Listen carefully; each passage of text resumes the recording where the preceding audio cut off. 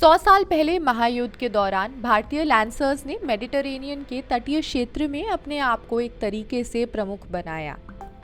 तब से गाजा ने कई युद्ध देखे हैं, लेकिन जितना ड्रामेटिक और घातक अभी नजर आ रहा है, आगे आने वाले समय में गहरी अनिश्चयता संभावित है। जनवरी 2018 में इजरायल के प्रधानमंत्री बेंजामिन नेतन्याहू ने न्यू दिल्ली में तीन मूर्ति चौक पर भारतीय सैनिकों को श्रद्धांजलि देने के लिए प्रधानमंत्री नरेंद्र मोदी के साथ मुलाकात की, जिन्होंने इजरायल में एक सदी पहले हुए बैटल ऑफ हाइफा में क्षतिग्रस्त हुए भारतीय सैनिकों को याद किया। हाइफा से 10 महीने पहले लैंसर्स और गोरखा राइफलमैन एक लड़ाई में महत्वपूर्ण भूमिका निभा रहे थे, जो हाइफा के दक्षिण में उसी तट से भूमि पर लगी हुई जमीन है। नवंबर 1917 में गाजा की तीसरी लड़ाई फिलिस्तीन अभियान में निर्णायक मोड़ बन गई। 1917 में नवंबर के महीने में तीसरा गाजा युद्ध पैलेस्टीन प्रक्षेप में बदल गया।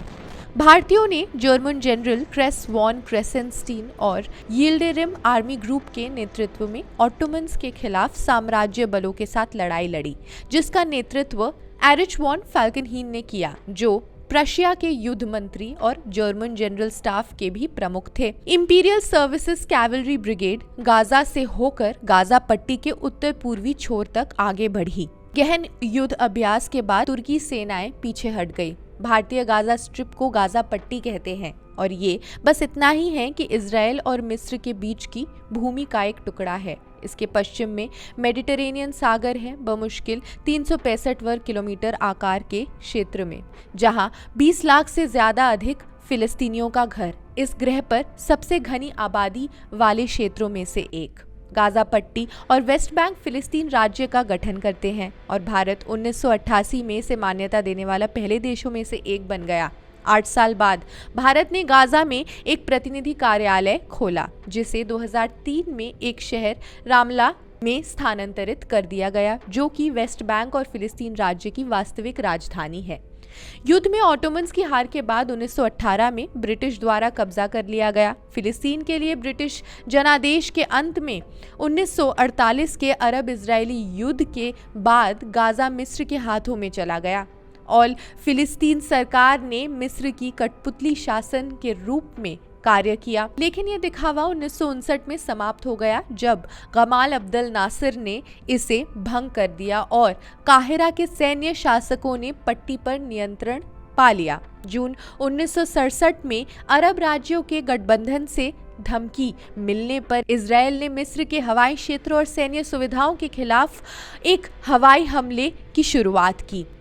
इसके लिए जमीनी सैनिकों ने गाजा पट्टी और सिनाई प्रायद्वीप पर कब्जा कर लिया और इसे मिस्र से जब्त कर लिया। इसने जॉर्डनियों से पूर्व जेरूसलम सहित वेस्ट बैंक और सीरियाई लोगों से गोलान हाइट्स भी ले लिया।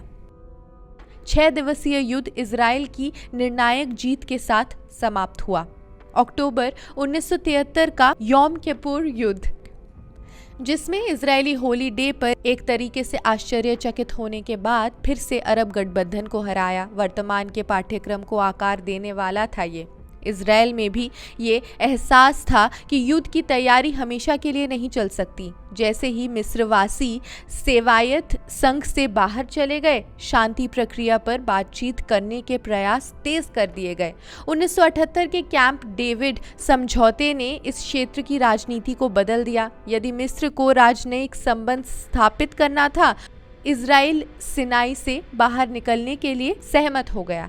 समझौते की रूपरेखा का एक हिस्सा फिलिस्तीनी लोगों के अधिकारों को मान्यता देना और गाजा पट्टी और वेस्ट बैंक में एक स्वायत्त शासी निकाय का गठन करना था। समझौते के कारण 1978 में मिस्र के राष्ट्रपति अनवर सादत और इजराइल के प्रधानमंत्री मेनाकम बेगिन को नोबेल शांति पुरस्कार मिला। अगले वर्ष मिस्र इजराइल शांति संधि हुई, जिसने फिलिस्तीनियों को उत्तेजित किया और अरब लीग को मिस्र से निलंबित करने के लिए प्रेरित भी किया। 1981 में सादत की मिस्र से इस्लामिक जिहाद द्वारा हत्या कर दी गई, जब ये यौम किपुर युद्ध मिस्रियों द्वारा स्वेज को पार करने के 8 साल पूरा होने के अवसर पर एक सैन्य परेड दिखा रहा था। 1993 और 95 के ओस्लो अकॉर्ड के परिणाम स्वरूप फिलिस्तीनी राष्ट्रीय प्राधिकरण का निर्माण हुआ, जिसमें फतेह नियंत्रित प्रशासन वेस्ट बैंक के कुछ हिस्सों और 2006 तक गाजा पट्टी को नियंत्रित करता रहा।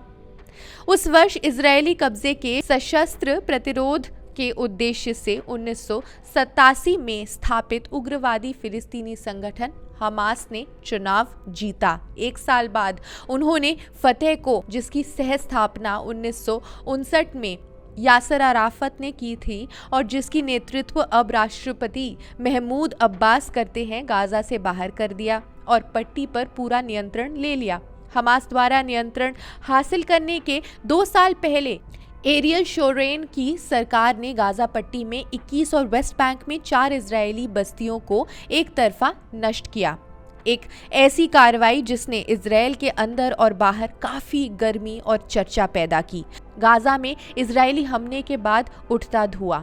फरवरी 2018 में नई दिल्ली में नेतन्याहू की मेजबानी करने के लिए 1 महीने बाद मोदी फिलिस्तीन का दौरा करने वाले पहले भारतीय प्रधानमंत्री बने, जहां राष्ट्रपति महमूद अब्बास ने उनका स्वागत किया और रामल्ला में यासर अराफत के मकबरे पर पुष्पांजलि भी अर्पित की। विघटन योजना के तहत इजरायली बस्तियों को नष्ट कर दिया गया, लगभग 9,000 निवासियों को बेदखल कर दिया गया और सैनिक वापस चले गए। फिलिस्तीनियों को बताया गया कि ओस्लो समझौते के तहत इजरायल गाजा और क्षेत्रीय जल पर हवाई क्षेत्रों को नियंत्रित करना जारी रखेगा। पट्टी में माल और लोगों की आवाजाही के लिए 7 सीमा पारगमन थे। 2007 में नाकाबंदी के बाद केवल मिस्र के छोर पर रफा और इजरायल के साथ पट्टी के उत्तरी छोर पर इरेज क्रॉसिंग का उपयोग लोगों द्वारा किया जा सकता है। इजरायल ने इस आलोचना को खारिज किया कि उसने पट्टी को खुली जेल में बदल दिया है। इजरायल के अंदर हमास के छापे, हत्याएं और इस हफ्ते के अंत तक रॉकेट के हमलों ने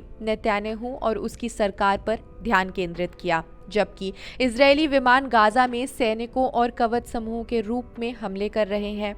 अब बस ये देखना बाकी है कि इजरायली रक्षा बल कितनी दूर तक जाते हैं। जमीनी हमले से काफी खून खराबा हो सकता है और क्योंकि ऐसे सिविल वॉर जैसे कंडीशंस में सेना शामिल है तो ये जल्द खत्म नहीं होगा। दूसरी ओर हमास और उसके अल कसम ब्रिगेड पूरे क्षेत्र में इजरायली विरोधी भावनाओं को भड़काने की उम्मीद में है, संघर्ष को बढ़ाना चाहते हैं और इब्राहिम समझौते, मध्यस्थता वाले द्विपक्षीय सामान्यकरण यानी कि नॉर्मलाइजेशन समझौते को पटरी पर उतार देंगे, जिस पर इजरायल ने हस्ताक्षर किए हैं। 2020 और 21 में संयुक्त अरब एमिरेट्स, बहरीन, मोरक्को और सूडान भी इसमें शामिल हुए।